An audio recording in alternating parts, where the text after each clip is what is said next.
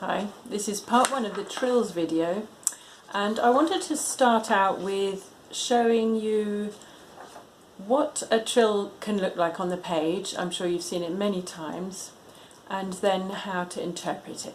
So first of all, taking a look at the ringed bar, you'll see there's a G with a trill on it, then there's a turn, and then there's an F sharp. This is from a Mozart flute concerto. It's in G major, and in that bar there are no accidentals that aren't in G major. So the first thing you have to always bear in mind is that all trills go upward. So that is a trill from G to A. Played G to A. All trills need to finish on the printed note. So if the trill is G to A, finish on a G.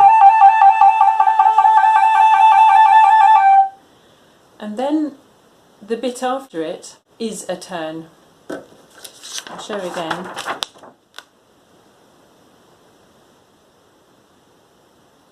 And the turn means you play F sharp, G, and then you move to the big F sharp. So you just play. So first of all you're playing a G trill,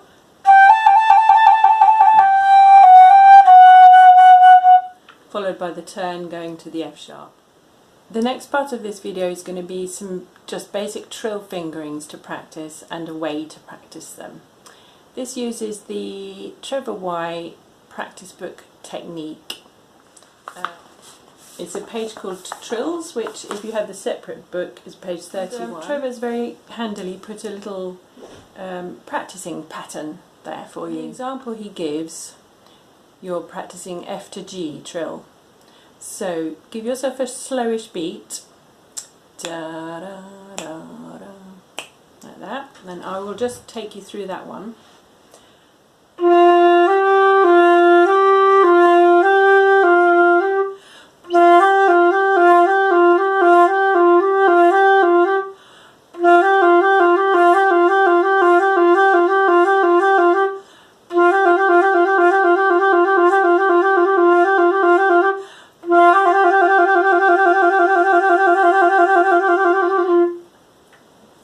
Okay, so that's a really good way to practice having a very even technique. It's very important when you're trilling to keep your fingers so close to the key, as close as possible, so there's the least movement possible. Fingerings for trills, most trills are just the notes themselves, like G to A that we had a few times, but there are a few that have exceptional fingerings, as it were.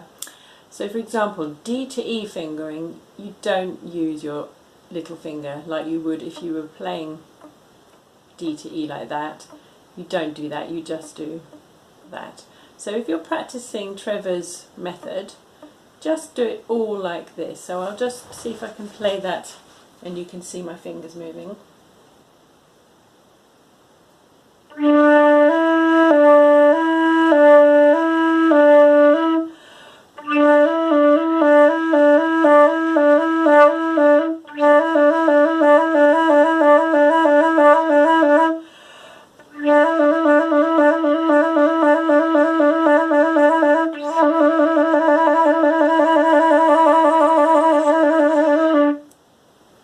The next slightly changed fingering is trilling E flat to F in the bottom octave and the second octave. You just lift your middle finger right hand. It actually says in Trevor's book do both fingers, and you can do that, but I think that's actually harder than just doing the middle finger. So for a good E flat to F trill, and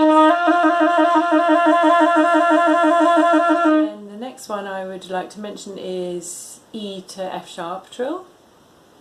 That's using the index finger on the right hand. It's a sort of trick F sharp fingering in a way, this one. So it's just that.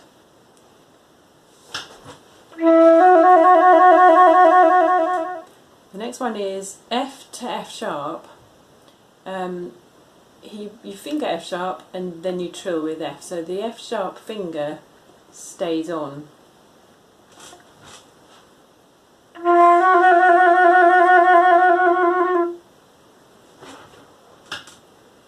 Then also F sharp to G sharp is another weird one. Again, you finger F sharp, leave it on, and trill with the G sharp key. So that's quite a difficult trill, so really worth practicing it with that pattern and just doing it a lot, because that finger is very reluctant to move. I'm dotting around between the first series and the second series, which are, the first series is tone trills, so they're all tone intervals, and the second series is semitones. The next trill I want to mention is A flat to B flat.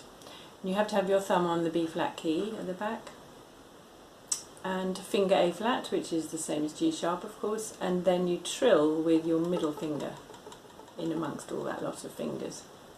Okay, so that's A flat to B flat, and again here Trevor says do both fingers, but I prefer just the one. You can choose, but most people's fingers probably won't like mine. It's a good idea to actually practice these trills, because when you encounter them in music, you've got to just have them there.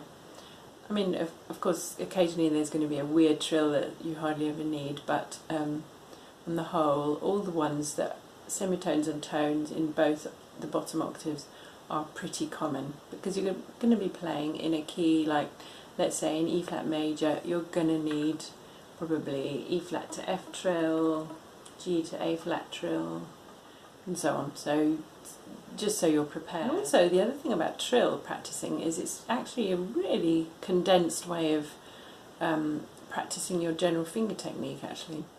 Now we get to the region of the break, I suppose, going over to the next octave. So all the C trills and C sharp trills use the first trill key on the right hand.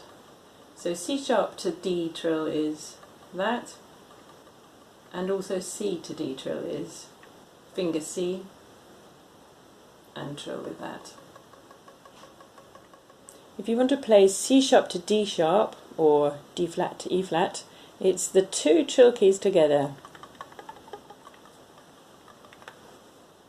When you get to the next octave, most of these fingerings can be repeated, including the D2e Fingering. So for this octave, you don't do all those fingers, you just do